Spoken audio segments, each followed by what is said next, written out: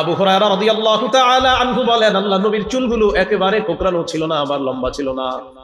রাজিলাশ শারি, বরং চুলগুলো ছিল হালকা ঢেউ ফেলানো, বাতাস না থাকলেও যেন চুলগুলা হালকা ঢেউ ফেলে। তাহলে একেবারে কোকড়ানো না, একেবারে লম্বাও না, যেন এইসব ঢেউ খেলানো চুল, হালকা বাতাসে ঢেউ খেলছে, এতটুকু বাতাস নাই। আমার নবীর চুলগুলা আল্লাহ বানাইছে।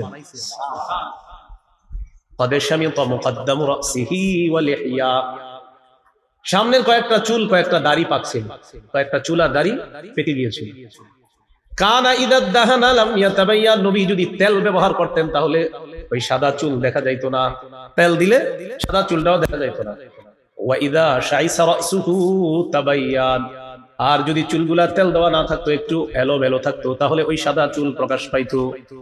এই এলোমেলো আবার অসুন্দর না, নবীর চুল এলোমেলো থাকলেও সুন্দর, অগোছালোও সুন্দর, আঁচড়ানোও সুন্দর, তেল দেওয়াও সুন্দর, না দেওয়াও সুন্দর।